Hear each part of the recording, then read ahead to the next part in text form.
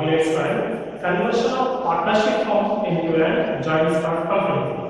ನಾವೇನು ಡಿಸ್ಕಸ್ ಮಾಡಿದ್ವಿ theoretical part discuss ಮಾಡಿದ್ವಿ conversion of partnership firm into a joint stock company. ಇವತ್ತು practical start ಮಾಡೋಣ.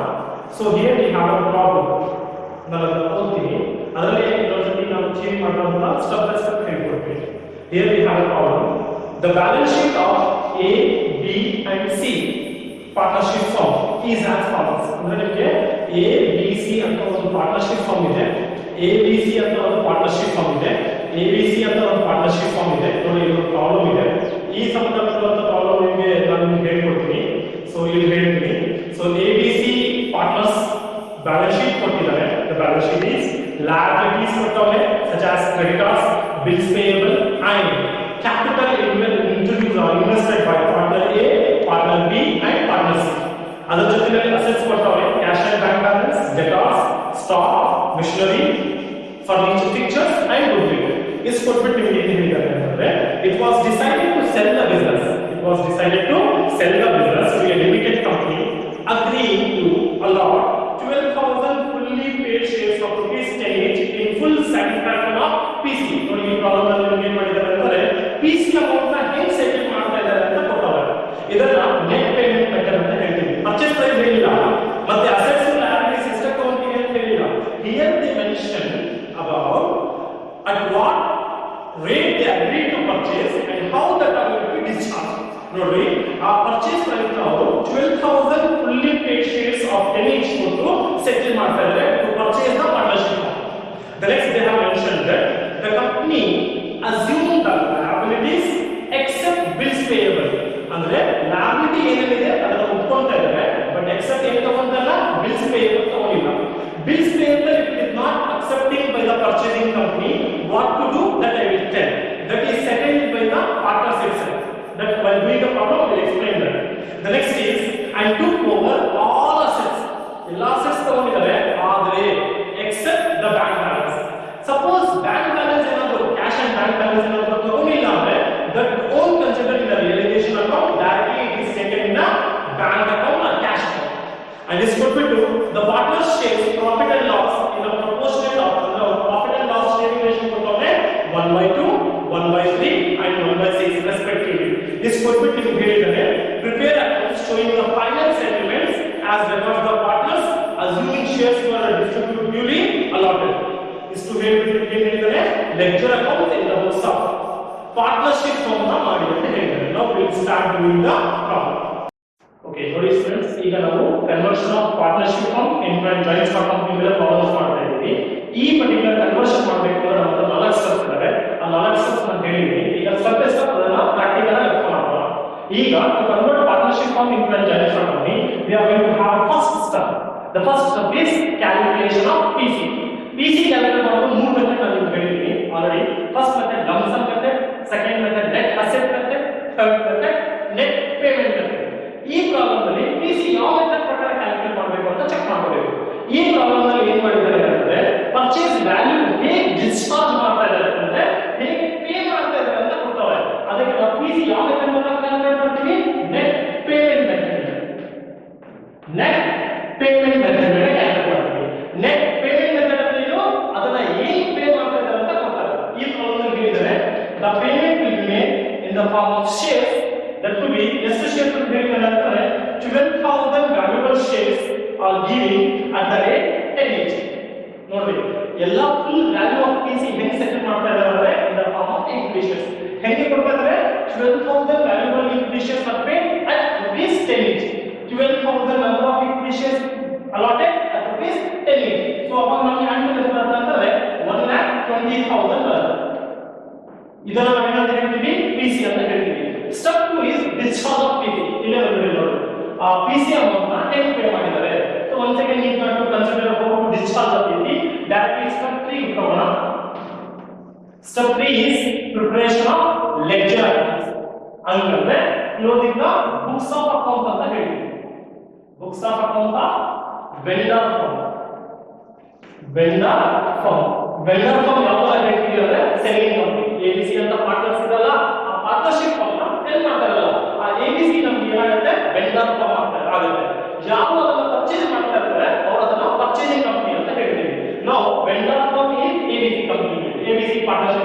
ಈಗ ಈ particular books of accounts close ಮಾಡಿ ಎಂತ ಮಾಡ್ತೀವಿ, ಒಂದು ಲೆಕ್ಚರ್ ಅಕೌಂಟ್ ಇನ್ನೊಂದು ಜನರಲ್ ಎಂಟ್ರೀಸ್. ಈ ಪ್ರಾಬ್ಲಮ್ ಲೆಕ್ಚರ್ ಅಕೌಂಟ್ ಮಾತ್ರ ಕೇಳಿದ್ರೆ ಲೆಕ್ಚರ್ ಅಕೌಂಟ್ ಸಮೇತ ನಾನು ಆಮೇಲೆ ಬೇಕಾದ್ರೆ ಜನರಲ್ ಎಂಟ್ರೀಸ್ ಹೇಳ್ಕೊಡ್ತೀನಿ ಇದೇ ಪ್ರಾಬ್ಲಮ್ಗೆ. ಸೊ ಫಸ್ಟ್ ಲೆಕ್ಚರ್ ಅಕೌಂಟ್ ಬಂದ್ಬಿಟ್ಟು ನಾವೇನ್ ಮಾಡ್ತೀವಿ ಅಂತಂದ್ರೆ ರಿಯಲೈಸೇಷನ್ ಅಕೌಂಟ್. ಫಸ್ಟ್ ಅಕೌಂಟ್ ಯಾವ್ದು ಪ್ರಿಪೇರ್ ಮಾಡ್ತೀವಿ, ರಿಯಲೈಸೇಷನ್ ಅಕೌಂಟ್ ನ ಪ್ರಿಪೇರ್ ಮಾಡ್ತೀವಿ. ರಿಯಲೈಸೇಷನ್ ಅಕೌಂಟ್ ಅಲ್ಲಿ ಏನ್ ಮಾಡಬೇಕು, ಮೊದಲನೇದಾಗಿ ಅಂದ್ರೆ debit side all assets, credit side all liabilities, debit side all assets, credit side all liabilities. By chance cash of bank ತಗೊಂಡಿಲ್ಲ ಅಂದ್ರೆ ಆ ಒಂದು ಅಸೆಟ್ ಮಾತ್ರ ತಗೊಳ್ಳೋದು, ಅದು ಬಿಟ್ಟರೆ ಎಲ್ಲ ಅಸೆಟ್ ತಗೊಂಡಿವಿ. ಲಯಬಿಲಿಟೀಸ್ ಪಾರ್ಟ್ನರ್ಸ್ ಲೋನ್ ತಗೊಂಡಿತ್ತು ಅಂದ್ರೆ ಪಾರ್ಟ್ನರ್ಸ್ ಲೋನ್ ಇನ್ಫಾರ್ಮೇಷನ್ ಕೊಟ್ಟಿದ್ರೆ ತಗೊಳ್ಳಲ್ಲ, ಅದು ಬಿಟ್ಟರೆ ಎಲ್ಲ ಲಯಬಿಲಿಟೀಸ್ ತಗೊಂಡಿವಿ. Let's start with the preparation of ledger account. The first ledger account is realisation account. Problem ಅಲ್ಲಿ ಅಸೆಟ್ಸ್ ಬಗ್ಗೆ ಇನ್ಫಾರ್ಮೇಷನ್ ಕೊಟ್ಟವನೆ, ಈಗ ನಾವು ಅಸೆಟ್ ನ ರೆಕಾರ್ಡ್ ಮಾಡ್ತಾ ಹೋಗ್ತೀವಿ. ಫಸ್ಟ್ ಅಸೆಟ್ಸ್ ಕೊಟ್ಟವನೆ ಡೆಟಾರ್ಸ್ ಬಗ್ಗೆ ಹೇಳಿದ್ದೇವೆ. ಅದು ಪ್ರಾಬ್ಲಮ್ ಅಲ್ಲಿ ಏನ್ ಮಾಡಿದ್ದಾರೆ ಅಂತಂದ್ರೆ ಡೆಟಾರ್ಸ್ ಪ್ಲಸ್ ರಿಸರ್ವ್ ಇದೆ. ಫಸ್ಟ್ ಕ್ಯಾಶ್ ಕೊಟ್ಟವನೆ, ಅದು ಕ್ಯಾಶ್ ನ ತಗೊಳ್ಳಲ್ಲ, ಯಾಕೆಂದ್ರೆ that is not accepted to purchase by the purchasing company. If cash is not accepted to purchase in a purchasing company, don't take in the realisation account, directly take in the cash account. So ಸದ್ಯಕ್ಕೆ debtors ಕೊಟ್ಟವನೆ, debtors minus realisation ಅಂತ ಕೊಟ್ಟವನೆ, reserve ಕೊಟ್ಟವನೆ, reserve ಬಿಟ್ಬಿಡ್ರಿ, debtors amount full ತಗೊಳ್ತೇವೆ 40,000. ಅದನ್ನ realisation ಇದ್ರೆ ಅದನ್ನ ನಾವು ಏನ್ ಮಾಡ್ತೀವಿ ಅಂದ್ರೆ ಆರ್ಬಿಡಿ ಆರ್ ಪ್ರಾವಿಷನ್ ಅಂತ ಹೇಳ್ತೀವಿ. ಆರ್ಬಿಡಿ ಆರ್ ಪ್ರಾವಿಷನ್. ಆ ರಿಸರ್ವ್ ಅನ್ನು ಏನ್ ಮಾಡ್ತೀವಿ, ಕ್ರೆಡಿಟ್ ಅಲ್ಲಿ ತಗೊಳ್ತೀವಿ 2,000 ರೂಪೀಸ್ ಇದೆ. ನೆಕ್ಸ್ಟ್ ಡೆಟಾರ್ಸ್ ಮತ್ತೆ ರಿಸರ್ವ್ ಕ್ರೆಡಿಟ್ ಬರ್ಕೊಳ್ಳಿ. ಅದಾದ್ಮೇಲೆ ನೆಕ್ಸ್ಟ್ ಕೊಟ್ಟವನೆ ಸ್ಟಾಕ್ ಬುಕ್ ವ್ಯಾಲ್ಯೂ ತಗೊಳ್ತೀವಿ. Stock book value is 44,000. The next information is about plant and machinery. Plant and machinery information ಕೊಟ್ಟವನೆ 30,000, record directly. The next information is given about fixtures. Fixtures ಅದು asset ನಮಗೆ ಅದು ಎಷ್ಟು ಕೊಟ್ಟವನೆ ಅಂದ್ರೆ 3,000 ಕೊಟ್ಟವನೆ fixtures. The next information given in the problem is goodwill. The goodwill is 9,000. ಮೊದಲನೇ ಕಾರ್ಯ ಏನು ಮಾಡ್ತೀವಿ, balance sheet ಅಲ್ಲಿ ಇರುವ ಅಸೆಟ್ಸ್ ನ ತಗೊಳ್ತೀವಿ except cash. If cash is not taken over by the purchasing company, record it. If cash is not taken, don't record your realization code, directly take in a assets account. Next comes to the liability side. In the liability side, already reserve ಮಾಡಿದ್ದೀವಿ. The next liability value ಅಂತ item ಬಂದ್ಬಿಟ್ಟು creditors, book value is 34,000. The next information is given about bills payable. Bills payable ಕೊಟ್ಟವನೆ, the amount is 2,400. Is ಆದ್ಮೇಲೆ next ಏನ್ ಮಾಡಬೇಕು ಅಂದ್ರೆ check that if any liability which is not taken over by the purchasing company paid. ಈ problem ಅಲ್ಲಿ ಹೇಳಿದರೆ problem ಅಲ್ಲಿ information ಹೇಳಿದರೆ they accept to take all the liabilities except bills payable. If bills payable is not taken over by the purchasing company, the partner's liability will be paid first. So first pay ಮಾಡೋಣ by to cash account. ಏನಿದು ಅಂದ್ರೆ bills payable paid. ಎಷ್ಟಿದೆ bill payable ಅದನ್ನ pay ಮಾಡಬೇಕು 2,400. It's a duty of the partners to pay that. So first ಕೆಲಸ ಇದು. First assets ಬರೀರಿ, ಆಮೇಲೆ liabilities ಬರೀರಿ. ಯಾವುದಾದ್ರೂ liability ತಗೊಂಡಿಲ್ಲ ಅಂದ್ರೆ that has to pay by the purchasing company. ಇಷ್ಟು ಆದ್ಮೇಲೆ ಸೆಕೆಂಡ್ ಕೆಲಸ ಏನ್ ಮಾಡಬೇಕು ಅಂದ್ರೆ by purchasing company ಅಕೌಂಟ್. ಏನಾದ್ರು ಅಂದ್ರೆ PC. ಈ ಪ್ರಾಬ್ಲಮ್ ಅಲ್ಲಿ PC ಎಷ್ಟಿದೆ ಅಂದ್ರೆ 1,20,000 ಇದೆ. 1,20,000 ಕೆಲಸ ಮಾಡಿ. First thing, assets debit, liability credit along with the PC. If any liability not taken over by the purchasing company, pay it. First ಕೆಲಸ. ಇಷ್ಟು ಆದ್ಮೇಲೆ ಎಲ್ಲರೂ ಟೋಟಲ್ ಮಾಡಿ. Total both the side total ಮಾಡಿದಾಗ ಕಂಟಿನ್ಯೂ ಮಾಡ್ತೀನಿ. If both the side we have total, then the total amount on the credit side itself is more.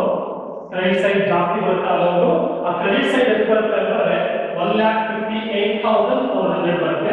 Same amount ಬರ್ತದೆ 1,58,400. ಈ 1,58,000 debit credit ಜಾಸ್ತಿ ಇದೆ, ಡಿಫರೆನ್ಸ್ ಬರುತ್ತೆ. The difference amount is 2,400. The difference amount is 2,400. Sorry, 30,000. The difference amount is 30,000. ಎರಡು ಕಡೆ total ಮಾಡಿದಾಗ difference 30,000 ಬರುತ್ತೆ. ಆ 30,000 ನಾವು ಏನು ಮಾಡ್ತೀವಿ ಅಂತಂದ್ರೆ ಪ್ರಾಫಿಟ್ ಆನ್ ರಿಯಲೈಸೇಷನ್ ಅಂತ ರೆಕಾರ್ಡ್ ಮಾಡ್ತೀವಿ. ಕ್ರೆಡಿಟ್ ಕಡೆ ಡಿಫರೆನ್ಸ್ ಅಂತಂದ್ರೆ ಲಾಸ್ ಆನ್ ರಿಯಲೈಸೇಷನ್, ಇಲ್ಲಿ ಪ್ರಾಫಿಟ್ ಆನ್ ರಿಯಲೈಸೇಷನ್ ಇದೆ. ಸೊ ಇದನ್ನ ಏನು ಮಾಡ್ತೀವಿ ಅಂದ್ರೆ A, B, C, partner A's capital account, partner B's capital account and partner C's capital account. ಇವ್ರಿಗೆ ಹಂಚ್ತೀವಿ ಈ 30,000. ಯಾವ ರೇಷಿಯೋದಲ್ಲಿ ಹಂಚ್ತೀವಿ ಅಂತಂದ್ರೆ ಅವನ ಪ್ರಾಬ್ಲಮ್ ಕೊಡ್ತಾನೆ 1/2, 1/3 and 1/6. ಇದು ಏನೋ ಹೇಳಿಲ್ಲ ಅಂದ್ರೆ divided by 3 ಮಾಡಿ equal ಆಗಿ distribute ಮಾಡುವ. If it is mentioned on a profit sharing ratio, then distribute on a profit sharing ratio. In this problem they have mentioned that the profit or loss is distributed among partners as per the profit sharing ratio. The ratio is 1/2, 1/3 and 1/6. 30,000 into 1/2 ಮಾಡಿದಾಗ you will get 15,000. 30,000 into 1/3 ಮಾಡಿದಾಗ you will get 10,000 and 30,000 into 1/6 ಮಾಡಿದಾಗ you will get 5,000. This profit is distributed among partner A, B and C in a profit sharing ratio. ಇದು ಮೊದಲನೇ account. ಎರಡನೇ account ನಾವು prepare ಮಾಡ್ತೀವಿ. ಎರಡನೇ account ಬಂದ್ಬಿಟ್ಟು purchasing company account. Purchasing company account. Purchasing company account, debit and credit. Particular amount, debit and credit. So begins with your EPC ಬರ್ತಿದ್ವಲ್ಲ, EPC realization account ನಲ್ಲಿ ಇದೆ, ಅದನ್ನ purchasing company account ನಲ್ಲಿ debit ಬರುತ್ತೆ, credit ಇದ್ರೆ debit ಆಗುತ್ತೆ. 2 realization account. ಎಷ್ಟಿದೆ ಅದು BC ಅಂದ್ರೆ 1,20,000. ಇದು ಟ್ರಾನ್ಸ್ಫರ್ ಆಗಿದೆ ಅಂತ ಅನ್ಕೊಂತೀನಿ. After that, how this PC amount is distributed among the partners? This distributed among the partners by equity shares in purchasing company account. Equity shares ಆಗಿ distribute ಮಾಡಿದ್ದಾರೆ. ಆಲ್ರೆಡಿ ಪರ್ಚೇಸ್ ಮಾಡಿ ಮಾಡಿದ್ದೀವಿ. ಎಷ್ಟು ಅಂದ್ರೆ 1,20,000 ವ್ಯಾಲ್ಯೂಬಲ್ equity shares ಆಗಿ distribute ಮಾಡಿದ್ದಾರೆ. Then amount is settled. That is the PC amount is discharged among the partners in the form of equity share. In the form of equity share. This is the second lecture account. That is the PC is discharged in the form of shares. The third account is equity shares or shares in purchasing company account. Shares in purchasing company account. So ಈ amount ನಲ್ಲಿ ಬರುತ್ತೆ to purchasing company account transfer ಮಾಡ್ತೀವಿ. purchasing company account ಅದು ಎಷ್ಟು 1,20,000. ಈ 1,20,000 ಯಾಕೆ ಬರುತ್ತೆ? Partners ಬರುತ್ತೆ. By A's capital account, by B's capital account, ಇದು partners ಹಂಚ್ಕೊಂತಾರೆ, and by C's capital account. ಹೇಗೆ ಹಂಚ್ತಾರೆ? ಪ್ರಾಬ್ಲಮ್ ಅಲ್ಲಿ ಏನು ಹೇಳಿಲ್ಲ ಅಂದ್ರೆ ಇಲ್ಲಿ ಏನು ಹೇಳಿಲ್ಲ. How that particular amount is distributed?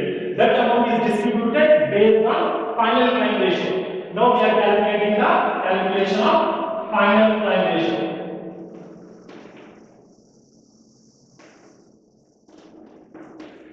ನಾವೇನ್ ಮಾಡ್ತೀವಿ? ಫೈನಲ್ ಕ್ಲೈಮ್ ರೇಷಿಯೋ ಮಾಡ್ತೀವಿ. ಯಾವುದು? Partner A, partner B and partner C. ಹೇಗೆ ಕ್ಯಾಲ್ಕುಲೇಟ್ ಮಾಡ್ತೀವಿ ಅಂತಂದ್ರೆ ಫಸ್ಟ್ ಕ್ಯಾಪಿಟಲ್ ತಗೊಂಡ್ವಿ. ಪಾರ್ಟ್ನರ್ ಎ ಕ್ಯಾಪಿಟಲ್ ಎಷ್ಟಿದೆ ಅಂತಂದ್ರೆ ಯು ಕ್ಯಾನ್ ಸೇ 40,000. 40,000 ಅಂದ್ರೆ 20, 40 and one more is 20,000. ಇದು ಅವ್ರು ಹಾಕಿರುವಂತ ಪಾರ್ಟ್ನರ್ ಕ್ಯಾಪಿಟಲ್. ಬ್ಯಾಲೆನ್ಸ್ ಶೀಟ್ ಅಲ್ಲಿ ಪ್ರಾಫಿಟ್ ಅಂಡ್ ಲಾಸ್ ಅಕೌಂಟ್ ಇದೆಯಾ ನೋಡ್ರಿ. ಈ ಪ್ರಾಬ್ಲಮ್ ಅಲ್ಲಿ ಇಲ್ಲ. ಇದ್ದಿದ್ರೆ ಲಾಭಗಳಿದ್ರೆ ಆಡ್ ಮಾಡ್ತೀವಿ, ಅಸೆಟ್ಸ್ ಕಡೆಯಿಂದ ಮೈನಸ್ ಮಾಡ್ತೀವಿ. ಇದು ಆದ್ಮೇಲೆ ನೆಕ್ಸ್ಟ್ ಏನ್ ಮಾಡ್ತೀವಿ ಅಂದ್ರೆ ಪ್ರಾಫಿಟ್ ಆನ್ ರಿಯಲೈಸೇಷನ್. ನಾವು ಮಾಡಿದೀವಿ ಪ್ರಾಫಿಟ್ ಆನ್ ರಿಯಲೈಸೇಷನ್ ಇಲ್ಲಿ ಬಂದಿದೆ.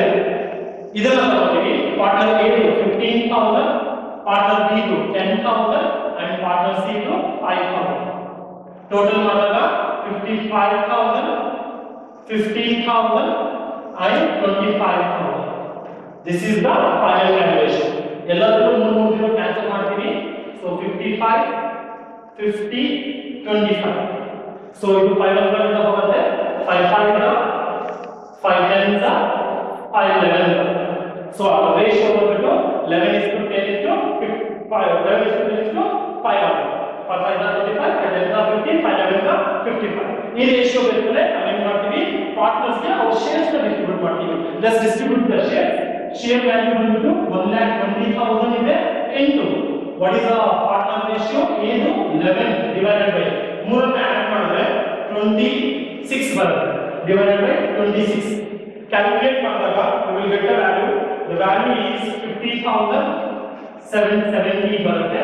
ಅದೇ ತರ partner B 1,20,000 into 11 into 10 divided by 26. Amount ಬಂದ್ಬಿಟ್ಟು 46,150 ಬರುತ್ತೆ. at the same way partner C distribute ಮಾಡಿದಾಗ you will get 23,080. so total ಮಾಡಿದಾಗ 1,20,000 ಬರುತ್ತೆ. ಈ 1,20,000 ಪಾರ್ಟ್ನರ್ಸ್ ನ ನಾವು ಏನು ಮಾಡಿದ್ವಿ, ಡಿಸ್ಟ್ರಿಬ್ಯೂಟ್ ಮಾಡಿದ್ವಿ based on the partners sharing ratio. This is the third lecture account that we are going to prepare. The next lecture account we are going to prepare is the next one, partners capital.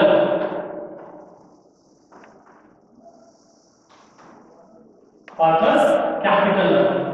The partners capital account we are going to we have three partners: partner A, partner B, partner C. As the same credit card, partner A, partner B, and partner C. You will distribute ಮಾಡ್ತೀವಿ.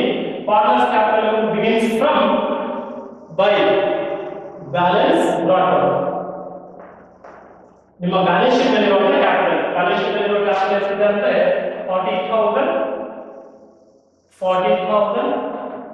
and 20,000. The first. Second, profit and loss account ಅಲ್ಲಿ profit and loss balance sheet ಅಲ್ಲಿ profit and loss account amount ಅನ್ನು ಕೊಟ್ಟಿಲ್ಲ ಅಂದ್ರೆ next realisation account ನಾವು prepare ಮಾಡಿದೀವಿ. ಆ realisation account ಅಲ್ಲಿ ಬಂದಿರುವಂತ ಪ್ರಾಫಿಟ್ ನ ನಾವು ಡೆಬಿಟ್ ಕಡೆ ಇದೆ, ಇಲ್ಲಿ ಕ್ರೆಡಿಟ್ ಕಡೆ ಬರೀತೀವಿ ಬೈ ರಿಯಲೈಸೇಷನ್ ಅಕೌಂಟ್. ಎಷ್ಟಿದೆ ರಿಯಲೈಸೇಷನ್ ಅಮೌಂಟ್ ಅಂತಂದ್ರೆ 15,000, 10,000 and 5,000. ಇಷ್ಟಾದ್ಮೇಲೆ ನೆಕ್ಸ್ಟ್ ಅಕೌಂಟ್ ನಾವು ಪ್ರಿಪೇರ್ ಮಾಡೋದು ಪರ್ಚೇಸಿಂಗ್ ಕಂಪನಿ ಅಕೌಂಟ್. ಅದು ಪಾರ್ಟ್ನರ್ಸ್ ನ ಡಿಸ್ಟ್ರಿಬ್ಯೂಟ್ ಮಾಡಿಲ್ಲ. ನೆಕ್ಸ್ಟ್ ಇಕ್ವಿಟಿ ಪರ್ಚೇಸಿಂಗ್ ಕಂಪನಿ ಇದೆ, ಅದನ್ನ ಕ್ರೆಡಿಟ್ ಕಡೆ ಬರ್ತಿದ್ವಿ, ಇದನ್ನ ಡೆಬಿಟ್ ಕಡೆ ಬರ್ತಿದ್ವಿ by equity sharing purchasing company account.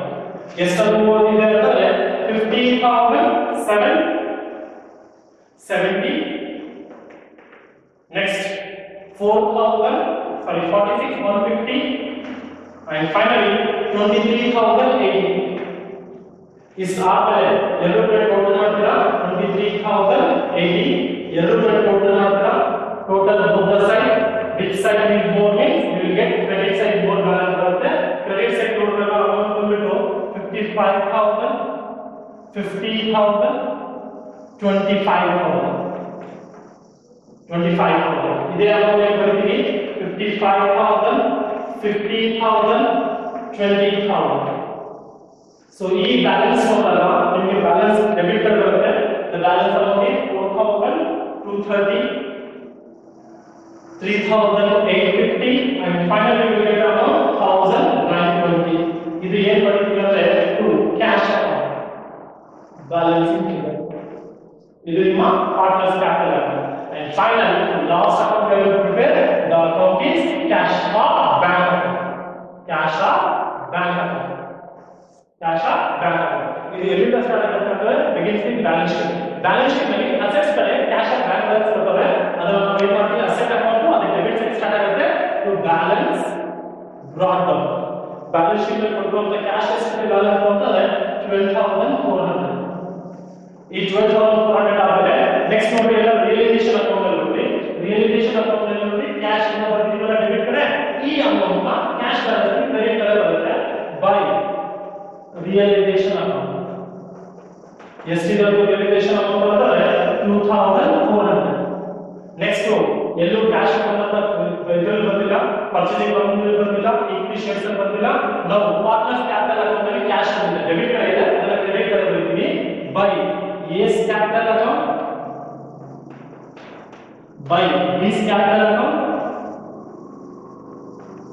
and finally by C's capital account. So A's capital account ಗೊತ್ತಾಗಿದೆ cash balance ಅಂದ್ರೆ ಏನು ಅರ್ಥ ಅಂದ್ರೆ the second finally in the form of cash 4,230, 3,850, 1,920.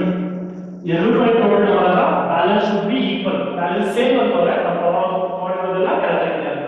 ಎರಡು ಟೋಟಲ್ ಮಾಡಿದಾಗ 12,400 ಬರುತ್ತೆ. This is the problem on the basis of conversion of single entity into conversion of partnership form into joint stock company. ಇನ್ನೊಂದ್ಸತಿ ನಾನು just ನೋಡ್ಕೊಳ್ಳಿ. First step ನಾವು ಏನು ಮಾಡ್ತೀವಿ calculation of PC. ಇದು ಕ್ಯಾಲ್ಕುಲೇಟ್ ಮಾಡಿದ್ರೆ ನೆಟ್ ಪೇಮೆಂಟ್ ಮೆಥಡ್. ಹೆಂಗ್ sir ಗೊತ್ತಾಗುತ್ತೆ ನೆಟ್ ಪೇಮೆಂಟ್ ಮೆಥಡ್ ಅಂತಂದ್ರೆ they already given the information about how the payment is made. Here they given information about payment is made in the form of equations. That is this one of the key diagram. So second step discharge ಆಗ್ತಿದೆ, the amount is set in the form of equation. Third step is books of accounts close ಮಾಡ್ತೀವಿ, ಯಾರು ಅಂದ್ರೆ vendor.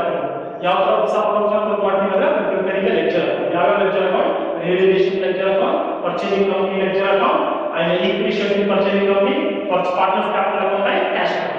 ಈಗ ಸದ್ಯಕ್ಕೆ first realisation account. Debit ಕಡೆ ಎಲ್ಲ assets ಬರೀತೀರಾ, credit ಕಡೆ ಎಲ್ಲ ಲಯಬಿಲಿಟೀಸ್ ಕೊಡ್ತೀರಾ. ನಾವು ಲಯಬಿಲಿಟಿ ಅಕ್ಸೆಪ್ಟ್ ಮಾಡಿಲ್ಲ ಅಂದ್ರೆ partners has to pay.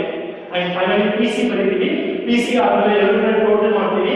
Total ಮಾಡಿದಾಗ ಡೆಬಿಟ್ ಸೈಡ್ ಜಾಸ್ತಿ ಬರುತ್ತೆ. ಆ ಡೆಬಿಟ್ ಸೈಡ್ ಅಮೌಂಟ್ ನೋಡಿದಾಗ ಬ್ಯಾಲೆನ್ಸ್ 30,000 ಬರುತ್ತೆ. ಈ 30,000 ನ ಪ್ರಾಫಿಟ್ ಆನ್ ರಿಯಲೈಸೇಷನ್ ಅಂತ ಟ್ರೀಟ್ ಮಾಡ್ತೀವಿ. ಡೆಬಿಟ್ ಕಡೆ ಬರುತ್ತೆ. ಕ್ರೆಡಿಟ್ ಕಡೆ ಬಂದ್ರೆ ಲಾಸ್ ಅಂತ ಹೇಳ್ತೀವಿ. ಡೆಬಿಟ್ ಕಡೆ ಬಂದ್ರೆ ಪ್ರಾಫಿಟ್ ನ ಎ ಬಿ ಸಿ ಗೆ ಡಿಸ್ಟ್ರಿಬ್ಯೂಟ್ ಮಾಡ್ತೀವಿ. ಡಿಸ್ಟ್ರಿಬ್ಯೂಟ್ ಮಾಡಿದ್ರೆ ಪರ್ಚೇಸಿಂಗ್ ಕಂಪನಿ ಅಕೌಂಟ್ ಪ್ರಿಪೇರ್ ಮಾಡ್ತೀವಿ. ಅದನ್ನ ರಿಯಲೈಸೇಷನ್ ಅಕೌಂಟ್ ಇಂದ ಟ್ರಾನ್ಸ್ಫರ್ ಮಾಡ್ತೀವಿ. Transfer from realisation account 1 lakh 20,000 NPC ಬರ್ತಿದ್ದೀವಿ ಟ್ರಾನ್ಸ್ಫರ್ ಮಾಡ್ತೀವಿ. And how this PC is discharged in the form of equity shares. So ಅದಾದ್ಮೇಲೆ ನೆಕ್ಸ್ಟ್ ಅಕೌಂಟ್ ಬಂದ್ಬಿಟ್ಟು equity shares in purchasing company account. ಈ amount ನ balance transfer ಮಾಡ್ತೀವಿ purchasing company ಇಂದ. And this share ನ distributed amount partners on final calculation. ಯಾವ basis ಮೇಲೆ? Final calculation ಮೇಲೆ. ಅದನ್ನ ಹೇಗೆ ಕ್ಯಾಲ್ಕುಲೇಟ್ ಮಾಡ್ತೀವಿ ಗೊತ್ತಾಗಿದೆ. 11:10:5 ರೇಷಿಯೋ ಬಂದಿದೆ. 11:10:5 ರೇಷಿಯೋ. ಅದರ ಪ್ರಕಾರ ಶೇರ್ಸ್ ನ ಡಿಸ್ಟ್ರಿಬ್ಯೂಟ್ ಮಾಡ್ತೀವಿ. And next account is with the partners capital account begins with capital balance available in the balance sheet. The balance brought down. Capital ಇದೆಲ್ಲ balance sheet ನಲ್ಲಿ liability ಕಡೆ ಅದನ್ನ ಬರ್ಕೊಂತೀವಿ. 40 20 ಇದು ಆದ್ಮೇಲೆ ಪ್ರಾಫಿಟ್ ಅಂಡ್ ಲಾಸ್ ಅಕೌಂಟ್ ಏನಾದ್ರು ಇತ್ತು ಅನ್ನೋ ಇನ್ಫಾರ್ಮೇಷನ್ ಅನ್ನು ಬರ್ತಾ ಇದ್ವಿ. ಈ ಪ್ರಾಬ್ಲಮ್ ಅಲ್ಲಿ profit and loss account information balance sheet ಅಲ್ಲಿ ಕೊಟ್ಟಿಲ್ಲ. So begins with by realisation account. Realisation account ಅಲ್ಲಿ ಡೆಬಿಟ್ ಕಡೆ ಪ್ರಾಫಿಟ್ ಬಂದಿದೆ. That is distributed amount partners ಅದನ್ನ ತಗೊಂಡಿದ್ದೀವಿ. ನೆಕ್ಸ್ಟ್ ಈಕ್ವಿಟಿ ಶೇರ್ಸ್ ಅಕೌಂಟ್ ನಲ್ಲಿ ಬರ್ತೀವಿ. ಈಕ್ವಿಟಿ ಶೇರ್ಸ್ ಕ್ರೆಡಿಟ್ ಕಡೆ ಪಾರ್ಟ್ನರ್ಸ್ ಗೆ ಡಿಸ್ಟ್ರಿಬ್ಯೂಟ್ ಮಾಡಿದ್ದೀವಿ. ಶೇರ್ಸ್ ನ ಆನ್ ಫೈನಲ್ ಕ್ಯಾಲ್ಕುಲೇಷನ್ ಅದನ್ನ ಡಿಸ್ಟ್ರಿಬ್ಯೂಟ್ ಮಾಡಾಯಿತು. ಎರಡು ಕಡೆ ಟೋಟಲ್ ಮಾಡ್ತೀವಿ. And final the cash.